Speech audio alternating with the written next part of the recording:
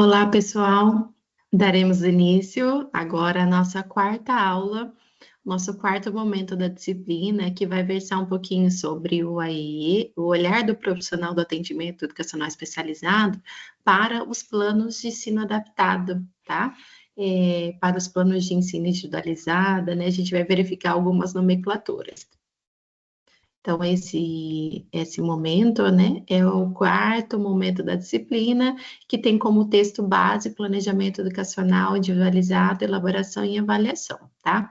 É um texto bastante rico, com bastante informações, eu vou trazer um pouquinho aqui na disciplina com vocês, tá? Então, assim, a primeira coisa que a gente tem que pensar é desmistificar, então, o que é esse plano individualizado, né? Por quê? A gente tem no senso comum a ideia de que o plano de ensino individualizado, o plano de aula individualizado, é a estruturação de um novo currículo. A substituição de um currículo, a estruturação de um novo, isso não é real, né? Porque, na verdade, o PEI, ele é montado em cima do currículo base da disciplina, do curso, né? Da turma. A gente tem a ideia também, né? É uma facilitação do conteúdo, é tornar mais fácil. Esse também não é a proposta é que a gente trabalha, então, com conteúdos, com graduações de conteúdos, graduações de complexidade do conteúdo, né? Então, desde um conteúdo que vai um pouco mais simples ao médio, ao complexo, né? Uma graduação mesmo do conteúdo. A gente tem a ideia de que o PEI ele é responsabilidade da professora da sala de recursos, da professora do AE, então não é somente, é também da professora especializada, é construído com o suporte da professora especializada, mas não é somente dela, porque é uma ação que envolve todo o coletivo escolar, né? Então, desde a professora da sala regular até a professora especializada. Mas, lógico que na sala de recursos, a gente tem um plano de ensino de atendimento, né, individualizado, que é do professor do AE, da sala de recursos. Mas a gente também tem o plano de ensino individualizado lá da sala do docente, no qual o professor do AE será, então, irá subsidiar com metodologias, com estratégias, né? Outra coisa é achar que o PEI ele é estritamente escolar, né? Não é, a gente sabe também que outros espaços utilizam os planos de aulas individualizados, quem tem acesso às clínicas de atendimento, a gente tem um plano de atendimento terapêutico, plano de atendimento individualizado, né? E outro mito é você achar que é permanente na vida do estudante. Essa também é uma das barreiras que a gente busca, então, eliminar, porque muitas vezes o PEI ele pode ser usado em um momento da vida desse estudante. É um direito dele, pode ser usado ao longo de toda a escolarização? Pode, mas a ideia é, à medida que o aluno vai se desenvolvendo, se apropriando do conteúdo, ele precisa de menos adaptações, né? Então, não necessariamente precisa ser permanente, tá? O texto vai falar, que a gente, né, o texto que a gente selecionou, ele vai falar um pouquinho sobre essa visão de PEI que vai se alterando, né, e vai ampliando à medida que a gente olha diferente para a pessoa com deficiência, né? Lembra que na primeira aula a gente falou um pouquinho desses momentos, do período de exclusão, segregação, integração, até chegar na inclusão, né? Então, no período de exclusão, de segregação e de integração, o PEI era pensado como algo centrado na instituição. Então, assim, a instituição tinha o papel de alterar ou minimizar ou amenizar os déficits desse indivíduo, né? Com programas de ensino padronizado. Então, o estudante quando o PEI, o plano de ensino é adaptado à instituição, o estudante tem que se adaptar ao sistema, né? E geralmente ele era focado, então, elaborado por um profissional da sala especial. Agora, as autoras defendem, né, um plano de ensino individualizado centrado no indivíduo, nas suas particularidades, nas suas potencialidades. Então, a gente tem um PEI mais uniformizador, mais promotor do desenvolvimento, um PEI que vai pensar no desenvolvimento pessoal da criança, mas no desenvolvimento social dela também. Olhando as suas potencialidades, as suas necessidades, né? E aí, nesse PEI centrado no indivíduo, ele é elaborado, então, pelos profissionais da escola, pela família, pelo serviço de apoio, que muitas vezes nossas crianças têm, alguns profissionais que atendem eles também. Então, essa equipe também pode ser chamada para pensar em estratégias, né? As autoras, a Tanuzia Valadão, elas debruçam muito tempo, né, já há muito tempo de pesquisa, né, na área dos planos de ensino, né, e elas têm uma pesquisa bastante consolidada, e elas observaram que o Brasil não tem um atraso crônico no âmbito das legislações, no movimento que é jurídico, né. Se a gente olhar outros países, por exemplo, na década de 60 e 70, as principais leis, né, de inclusão estavam sendo elaboradas nos Estados Unidos, na França, na Itália, e no Brasil a gente vem ali nos anos 90, estruturando as primeiras políticas de inclusão escolar, né? Então, mas juntamente com o Brasil, a gente também tem a Itália, a Espanha, né? A lei francesa de IPI veio em 2005, a resolução nossa de IAE veio em 2009. Então, a gente percebe esse movimento mundial, internacional mesmo, né? De olhar para os direitos humanos, olhar para o desenvolvimento da pessoa com deficiência, tá? Então, assim, no âmbito internacional, o PEI ele é entendido, então, como uma ação que sugere, então, graduações de ações, de acomodações e ajustes, pensando, então, na modificação do acesso ao currículo, né? Para que o aluno tenha acesso ao conteúdo e também ao processo avaliativo, né? E aí as autoras, né, a Tanuzia Valadão, elas trazem, então, esse quadro que mostra um pouquinho da visão, né, de PEI de cada país. Então, na Itália, o PEI tem essa visão mais escolar mesmo, né, ele é desenvolvido, então, em ação conjunto com os profissionais da educação, da saúde, né, e por agentes responsáveis por essa criança. O PEI, ele é didático, ele é formativo. Na França, a visão é mais educacional, então ela vai pensar nesse ciclo da vida do indivíduo, né? Ela também é composta de forma mais multidisciplinar, né? Nos Estados Unidos, o PEI tem essa visão mais escolar, ela é composta também de uma forma mais multidisciplinar. Nos Estados Unidos, eles trabalham muito com essas questões de objetivos que são mensuráveis a curto, médio, longo prazo, né? E no Brasil, a nossa visão de PEI ainda era bastante restrita ao atendimento educacional especializado, às salas de recursos, né, aos professores do AEE. Então, essa mudança do entendimento de que o PEI vai para além da sala de recursos, para além da sala de aula, ela é bastante nova, tá? Porque a gente está falando de um PEI que é multidisciplinar. Então, assim, o que a gente tem que propor enquanto profissionais, né, especializados? Pensar que o PEI, ele é uma construção coletiva de todas as áreas que estão em atendimento dessa criança, né? Então, para que a gente não corra o risco de viver um período de segregação escolar, né? Estamos no período de inclusão, mas alguns locais ainda estão com currículos segregados, né? Então, é importante essa unificação, esse olhar multi e interdisciplinar, né? Como que a gente vai superar, então, essa fragmentação, né? Essa superação, ela é feita no entendimento, primeiro, do que é o PEI e de como ele tem que ser construído. Construído pensando, voltado ao indivíduo, né? Construído e pensado com todos os profissionais que estão em atendimento dessa criança, né? Então, lá no texto, as autoras falam, então, que o PEI ele é centrado no indivíduo, é um documento que deve conter, então, os serviços, os recursos, acessibilidade, suportes, objetivos, né, as avaliações que vão ser, então, produzidas com o aluno, né, público-alvo. E aí, a Thanos, né, elas acrescentam que ele pode ser definido, então, como um registro de diferenciações curriculares, um documento norteador educacional. Eu trago esses conceitos porque, às vezes, vocês vão até utilizar nos estudos de vocês, tá? Um documento norteador que identifica as expectativas de aprendizado, levando em consideração as necessidades do aluno, um registro dos conhecimentos e habilidades que vão ser trabalhadas com o aluno, identificando o ponto de partida e as metas que nós iremos traçar, né?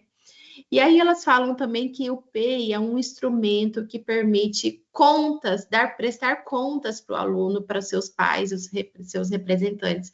O PEI, ele é um contrato educacional, como se fosse um contrato educacional que nós, instituição, fazemos com aquele aluno, com aquela criança, mostrando para ela que a gente vai buscar, então, estratégias para o seu desenvolvimento. Como que a gente faz todo esse movimento de individualização, né, e de inclusão, diante, né, de um público-alvo tão diversificado, né? Eu sei que o desafio, ele é constante, tá? Mas para um público-alvo tão diversificado, a gente não consegue estabelecer práticas homogeneizadoras, práticas padronizadas. Então, para um público assim, a gente precisa pensar, então, em ações mais individualizadas e como que a escola, então, vai poder se estruturar para atender esse aluno, tá? Então, a gente já tem algumas, a Costa destaca, né, que a gente já tem alguns trabalhos aí, algumas áreas, né, que auxiliam muito nesse processo, que é pensar nas adaptações curriculares, direito desse aluno, que a gente falou na última aula, que é pensar sobre o plano de ensino e pensar sobre o trabalho colaborativo, então, que a gente abordou lá na segunda aula. Então, essas ações tornam-se braços para a inclusão, né, para que a inclusão de fato aconteça, tá?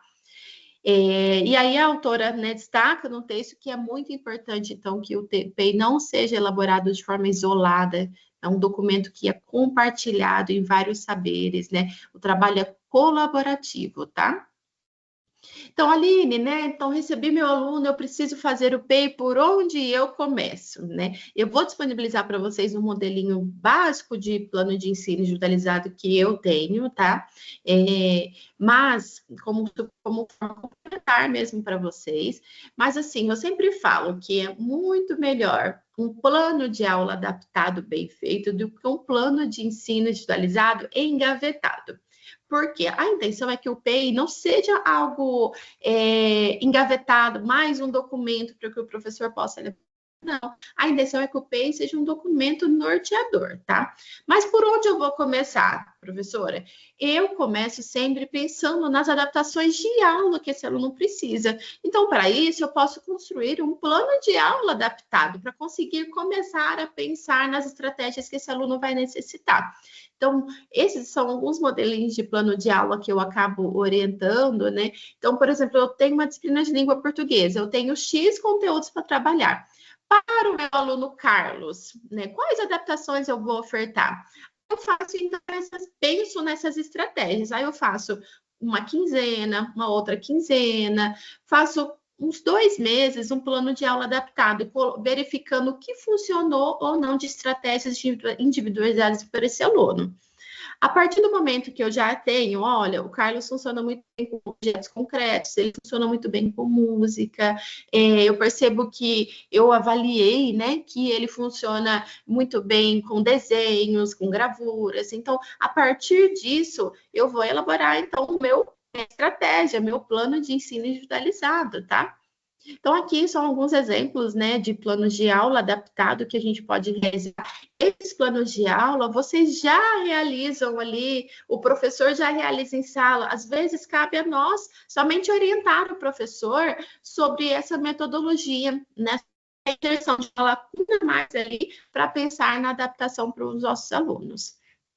Então, esse é um modelinho que aí eu falo que compete, né, muitas vezes professor especialista, porque a gente vai colocar adaptações de pequeno porte ali, adaptações de bases pedagógicas mesmo.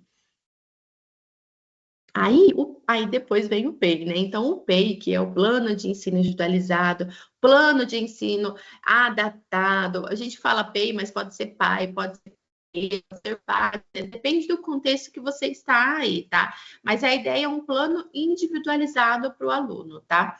Então, esse aluno, por que o PEI é tão importante, né? Porque, às vezes, eu promovo algumas adaptações já, não registro isso. Muito importante. Muitos de nós, professores, nós já fazemos adaptações dos nossos alunos, mas a gente pouco registra. Então, o PEI é um momento de registro né? Outra coisa é que o momento que às vezes eu faço as adaptações, eu registrei, mas mesmo assim o aluno não dá conta, né? Mesmo com as adaptações de pequeno porte, ele não conseguiu se desenvolver, né? Ali avaliando o que diante da avaliação da série e idade, né? Como que eu vou promover, né, a reprovação dele ou a ascensão dele, né, sem um registro desse trabalho que for feito, né? Então, o PEI também é um documento que regulamenta a aprovação ou a reprovação desse aluno, porque é diferente quando o pai e a família chegam na escola e você fala, olha, foi ofertado, né, esse plano de ensino individualizado, mesmo diante de todas as adaptações, ele não deu conta, né? São conteúdos densos que, né, remetem, nos mostram que ele vai precisar ficar mais um ano para apropriação, ou não, foi feita as adaptações, aí ele deu conta, né? Por isso ele vai ser aprovado. Então, a gente tem elementos concretos da família, né? E isso é importante, o registro disso, tá? Então, o plano de ensino individualizado é um plano escrito, né, um programa educacional total. Nele, a gente vai colocar as bases fortes do aluno e suas necessidades. Então, não só no que ele não sabe, o que ele consegue fazer, né? O que ele vai me mostrar do caminho das diferenciações curriculares, tá? Então, todos os estudantes precisam de um PEI, professora? Não, né? 20 a 30% das crianças que são público-alvo vão acompanhar o currículo, né, de forma com pequenas adaptações ali, mas de forma natural. É um direito de todos os alunos? Sim, mas todos precisarão? Não. Ele vai ser utilizado por todo o período escolar do aluno? Também não, né? Alguns alunos vão precisar em algumas disciplinas, em alguns momentos de vida, mas às vezes não por toda a vida escolar do estudante, tá? Mas sim, ele é um direito de todos os alunos, tá? Então, para a gente pensar em um PEI, a gente sempre tem que pensar em algumas etapas. Primeiro, informações sobre o estudante, a sua família, a gente tem que saber qual é o componente clínico desse aluno, né? O que ele já recebe de atendimento, avaliar as potencialidades desse aluno, né? Pensar na elegibilidade de um PEI, fazer então reuniões multi-interdisciplinares, né? Para trabalhar então quais objetivos abordados com esse aluno, quais adaptações vão ser abordadas com esse aluno, mas sempre a gente tem que começar por uma avaliação, né? Sempre pensar qual é as barreiras que esse aluno, o que ele tem potencializado, quais áreas já estão integralizadas, quais não estão, e a partir daí eu então vou estabelecer os meus objetivos, tá?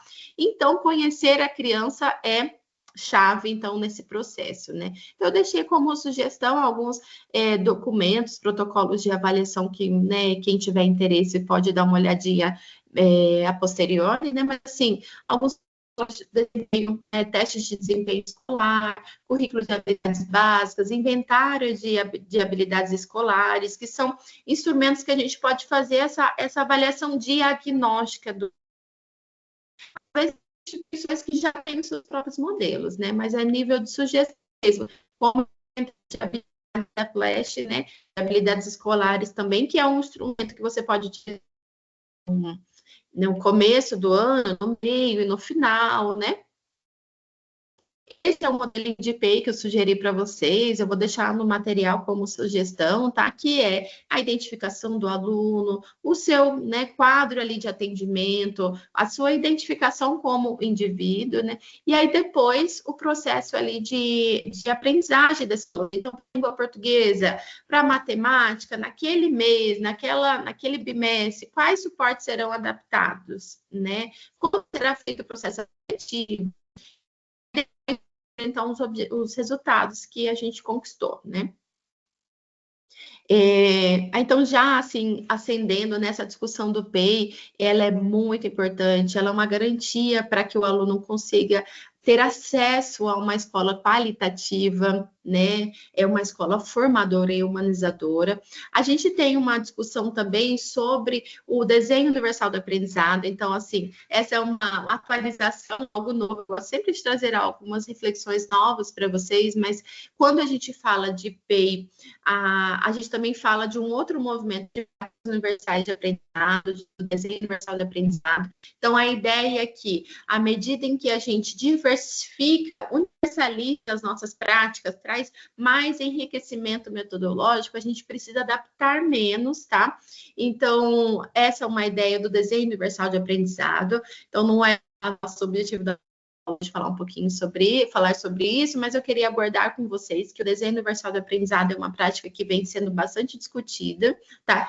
Porque equiparar as oportunidades de aprendizado do aluno, né, público-alvo, rompendo assim as barreiras de acesso ao currículo, né? O desenho universal de aprendizado, ele fala que o aluno, quando a gente vai trabalhar o conteúdo, é importante que o aluno tenha ciência do quê?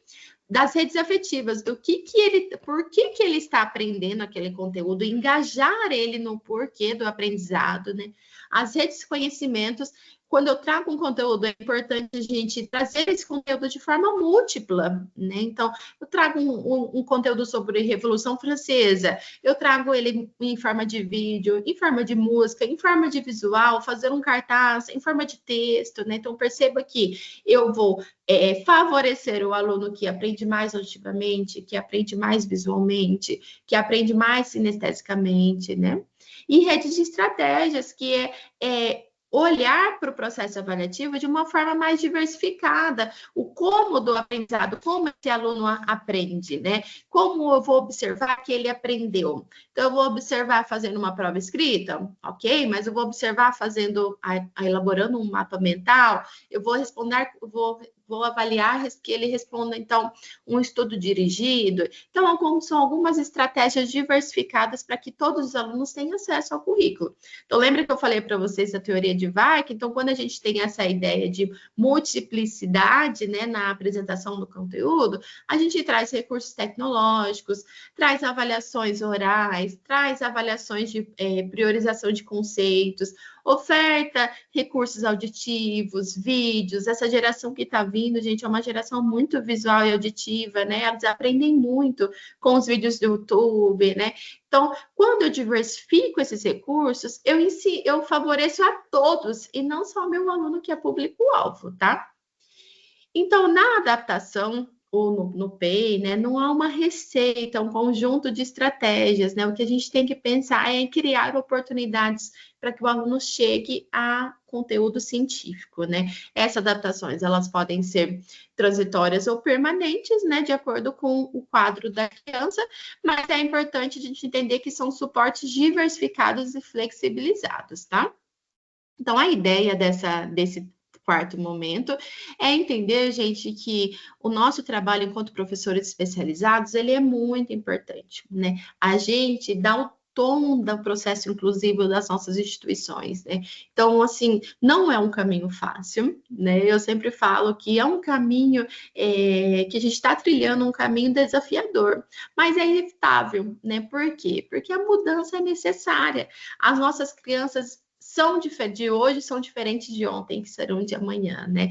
Então, a gente tem esse dado, né, da ONU, em 2016, falava 65% das crianças que estão entrando na educação infantil hoje vão trabalhar em empregos funções que ainda não existem, né? Em menos de 20 anos vão existir funções que não existem hoje. Então, perceba, a educação tem o presente e o futuro na mão. E a diversidade, então, vem mostrando para a gente que é necessário, então, a gente quebrar esses protocolos de currículos tão padronizados e flexíveis e pensar em estratégias para atender esses alunos que se desenvolvem de formas diferentes e pensam de formas diferentes. E cabe a nós, especialistas, eu defendo muito o nosso trabalho, porque o nosso trabalho é muito importante para que esse aluno tenha acesso ao conteúdo e tenha acesso a um processo escolar humanizador, tá? Encerramos aqui, então, o nosso quarto momento da nossa disciplina. Espero ter contribuído com o processo formativo de vocês. E lembrem sempre, nenhum de nós é tão bom quanto todos nós juntos. Essa é a lógica da inclusão. Até mais, pessoal!